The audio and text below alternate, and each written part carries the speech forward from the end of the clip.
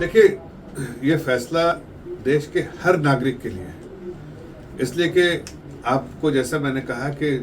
जो स्लैब में जो चेंज किया गया है, पहले स्लैब था 5%, 12%, 18%, 28%, अब उसको कर दिया गया है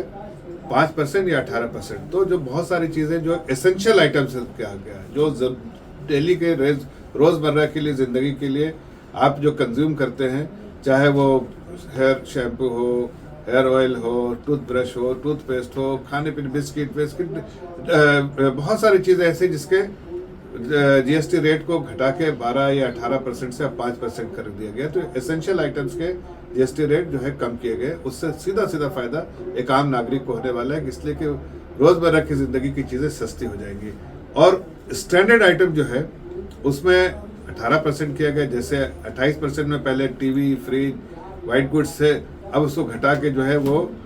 18% पे किया गया। इवन जो कार जो है, जो मिडिल क्लास के लिए, मध्यम वर्ग के लिए जो कार होती है, वो कार पे भी 50 लाख के नीचे की कार में भी जो है 28% से जो है जीएसटी रेट कम पे है। और उसका फायदा जो है जो कंज्यूमर को डेफिनेटली इस जीएसटी रेट का फायदा होगा, जो आदरणीय प्रधानमंत्री जी ने कहा था। ये फेस्टिव सीजन है, फेस्टिवल आने वाले हैं, और नवरात्रा के पहले दिन में ही तो ये इफेक्टिव जो होगा 22 तारीख को ये रेट का होगा। तो जाहिर है इस फेस्टिवल में बहुत बड़ा जो है जो गिफ्ट जो है आदरणीय प्रधानमंत्री जी की तरफ से दिया गया, जिसका फायदा डायरेक्ट। देखिए, मुकाबला आपने कहा, मुकाबला है ही नहीं, कोई मुकाबला नहीं। वो उन्होंने कैंडिडेट पुटअप किया है, वो उनकी मजबूरी होगी कि वो कंसेंसस एक अपना व्यू लेना चाहते हैं, अलग व्यू लेना चाहते थे, कंसेंसस नहीं करना अचीव करने देना चाहते थे एनडीए को, इसलिए उन्होंने एक कैंडिडेट खड़ा किया है। लेकिन उनको कैंडिडेट को मालूम है, अपोजिशन बेंच को मालूम है, अपोजिशन ग्रुप को मालूम है, वो खेमे को मालूम है कि वो कैंडिडेट सिर्फ खड़ा करने के लिए खड़ा किया, उनमें ना कोई उम्मीद है जीतने की और ना जीतने की, बल्कि बहुत बड़ी शिकस्त होगी, बहुत बड़ी हार उनकी होगी, और बहुत साइलेंट वोट जो है वो एनडीए के कैंडिडेट को मिलेगा। देखिए, कपिल मिश्रा जी इन लोगों के चाल चलन चरित्र को बहुत अच्छा से जानते हैं, इसलिए उन्होंने जो कहा है उसमें ज़रूर सच्चाई होगी। आप देखिए, जो मुख्यमंत्री को ऐसे समय पे अपनी चिंता से ज़्यादा प्रदेश के लोगों की चिंता होनी चाहिए थी, लेकिन वो खुद की चिंता ज़्यादा कर रहे हैं। और इससे समझ में आता है कि उनका जो मुखौटा पहन के दो लोगों के बीच जाते हैं,